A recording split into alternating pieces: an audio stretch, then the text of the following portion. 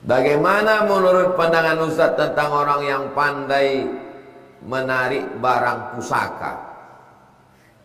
Keris, batu cincin. Seorang ulama atau yang kami anggap ustadz yang bisa meruqyah, tapi sholat berjamaahnya bisa dibilang tak pernah di masjid. Bagaimana menurut ustadz orang seperti ini?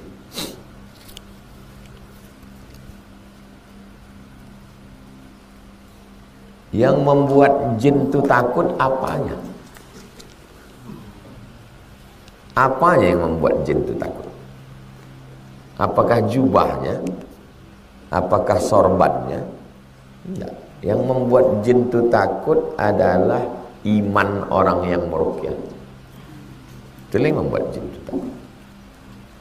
Makanya ma masya Umar fajjan qattu, kalau Umar sudah melewati jalan,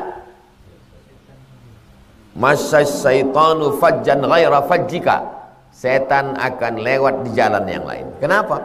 Karena iman Umar. Bukti iman sholat berjamaah. Kalau nampak orang sholat berjamaah, beriman, selamat dari munafik. Macam mana setan bisa takut sama dia? Dia tak sembahyang, tak berjamaah. Bukan bacaannya. Kalau bacaannya, setan itu pun hafal ayat kursi itu. Allahu la ilaha illa. Aku hafal, kata setan. Banyak pula hafalan aku lagi dari kau, gitu. Kau cuman wala hibzuhuma wa huwal aliyul azim. Aku bisa la ikraha fid din qad tabayyana ar-rusdu minal ghayy. Yang membuat setan itu takut adalah iman. Jadi saya ditanya sama orang, Ustadz, ya, ada orang tukang ruqyah, terus setiap dia meruqyah bininya ikut. Saya bilang, karena jin itu takut sama bininya, bukan sama yang tukang baca itu. Dari mana Ustaz tahu, kata dia? Karena Ustadz yang meruqyah itu pun takut sama bininya. Macam mana lah setan mau takut sama dia? Kata setan, aku takut sama kau karena hati kau tuh takut sama Allah. Macam mana aku takut sama kau? Sama bini kau pun kau takut.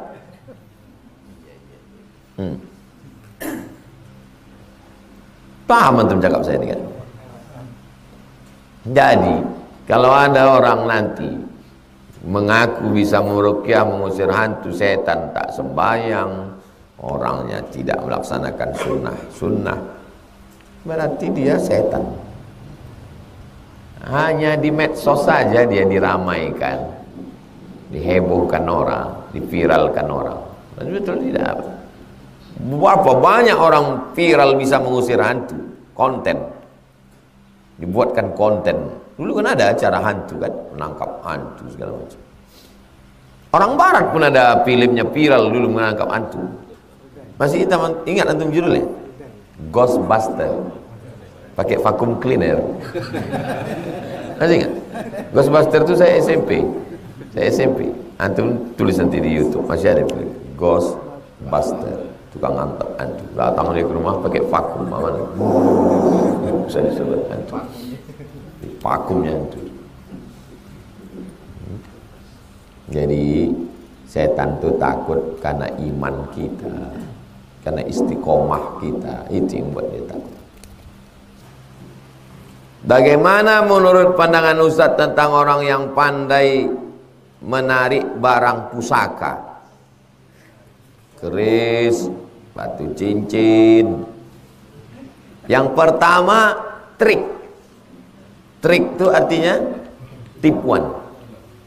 Nah, jadi datang orang, Ustadz, ada yang bilang di tanah kami itu ada keris. Daerah mana tanahnya itu? Oh, sini Ustadz. Habis itu ada timnya di samping, mencari di Google Map. Kita tanya, tadi. Iya. Malam tuh tim tuh menanamkan keris itu. Tanamkan keris. Udah, setelah ditanamkan keris, menjelang tengah malam, bakarlah kemenyan semua. Naiklah keris itu. Ditanamnya duluan. Itu namanya trik, tipuan. Yang kedua, tidak pakai tipuan manusia, tapi tipuan jin. Dia punya jin atuk-atuknya dulu. Kalau atuk saya dulu punya jin, mati atuk saya, dia datang ke ayah saya. Habis dia datang ke ayah saya, meninggal, dia datang ke saya. Kenapa dia datang? Karena dia perlu majikan. Jadi berinduk samang jo jin tuh. Karena dia umurnya panjang. Atuk kita mati, datang dia ke ayah kita. Ayah kita mati, datang dia ke kita. Kalau ditunjukkannya sekali, habis itu saya mau, berkawanlah sama dia. Ada orang tiba-tiba didatangkan keris di rumahnya. Datang keris itu terlintang. Fotonya. Kunci emas. 2 hari tak disenggolnya, hilang. Emas batangan. Datang ke saya nanya, Ustadz, ini keris datang 2 hari hilang. Ini kunci datang 2 hari hilang. Ini emas batang 2 hari hilang.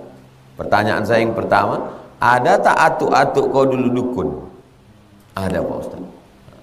Jin dia itu datang untuk menawarkan proposal, mau tak kita lanjutkan MOU ini? Kalau kau bacakan ayat kursi, kau berzikir, kau tak peduli, lari dia itu. Tak tahan dia. Dicarinya induk semang lain. Tapi kalau kau mandikan keris itu, kau pasang limau-limau, kau buatkan malam khusus, kau potongkan ayam, kau kasih dia pulut kuning, habis itu kau pun berkawan sama dia, kau pun nanti jadi dukun, kau pun nanti akhirnya teruslah berkawan.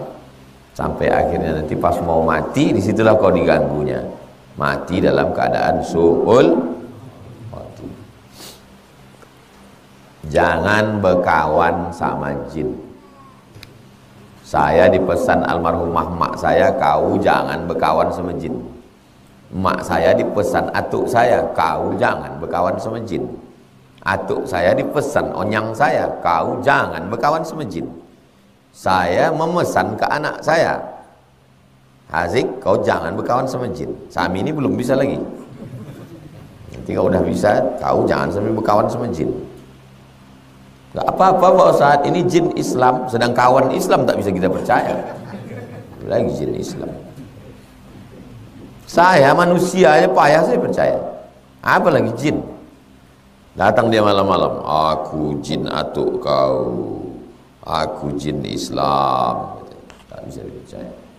Sedang manusia aja payah kita percaya sekarang. Apalagi jin.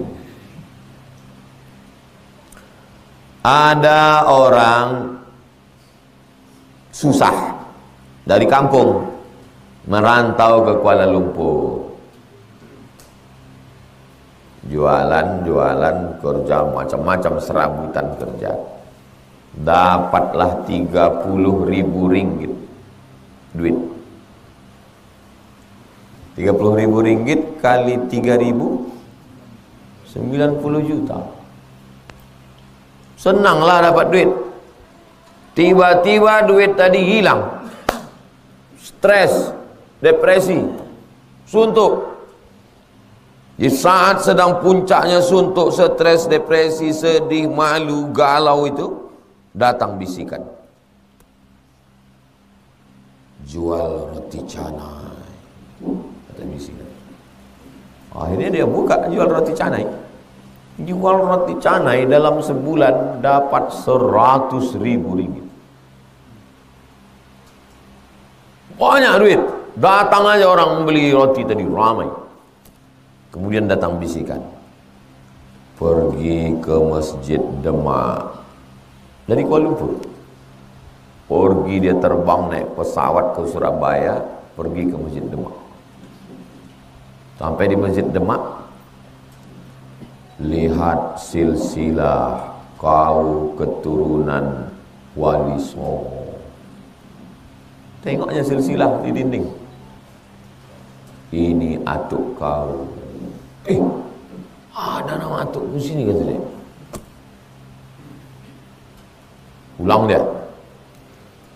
Pulang dia, datang lagi bisikan. Kalau kau mau mengobati orang, bacakan sholawat sekian kali. Datang orang, obat, sehat. Yang ini cerita lagi, sehat. Ini cerita, sehat. Datang orang ramai. Maka dia pun dinobatkan orang sebagai wali, kasyaf.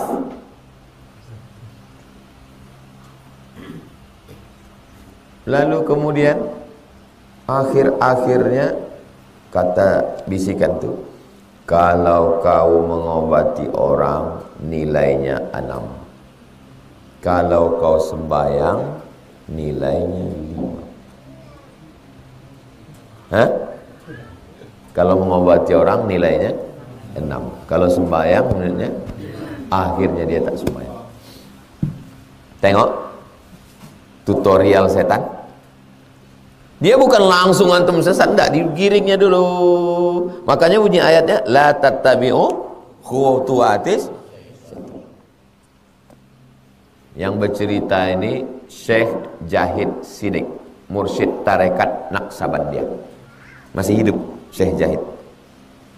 Nanti antum pergi ke Malaysia cari Syekh Jahid Siddiq, tanya dia tentang wali yang tak sembahyang gara-gara kau mengobati orang nilainya 6, kalau sembahyang 5. Akhirnya dia duduk mengobati orang. Dan orang sudah mengatakan dia wali. Na'udzubillah, jangan sampai antum kena ganggu di situ. Kalau sampai antum berkawan sama jin, itu maka jin itu tak mau datang ke saya, karena selalu saya ulang-ulang itu. Kalau datang dia ke saya tidak mau. Mungkin udah hampir-hampir juga yang dekat-dekat orang itu. Ada juga dia hadir tablik akbar tuh. Karena sering saya bilang gitu, cabutlah, nggak bisa nih kata dia. Ada seorang perempuan, lakinya kawin lagi, anak ngasih makan dia, susah. Dalam keadaan susah, sedih, suntuk, galau, komplit, tiba-tiba jumpanya kayu segini di jalan. Kayu. Kemudian datang tetangganya, sakit. Diginikannya kayu itu, sehat. Dimasukkannya kayu itu ke air, diminum orang, sehat. Bodoh tanganlah orang berobat. Datang maknya keluarga emak saya. Dia ambilnya kayu itu, masukkannya ke dapur tempat masak. Mana kayu itu mak? Udah aku bakar udah. Takut aku syirik. Mau ngamuk dia, tapi selamat dia. Biasanya dia datang pas lagi sedang suntuk-suntuk. Maka antum jangan sampai suntuk. UKT naik, skripsi ditolak, mahasiswi yang dulu diantar pendaftaran udah dipinang orang, motor pula ditarik leasing, sedang suntuk-suntuknya datang dia. Jangan nanti mau kawan, ingat pesan saya. Dia datangnya biasanya pas lagi suntuk-suntuk, situ dia datang biasanya. Hati-hati itu. Mana tahu terjadi sama antum, baik yang langsung maupun yang streaming, pas lagi sedang suntuknya, susahnya, galaunya, datang dia. Ingat pesan saya, jangan antum berkawan sama jin, jangan berkawan sama setan. Susah nanti antum mati. Mati dalam keadaan su'ul khotimah. Mudah-mudahan Allah menjaga kita semuanya.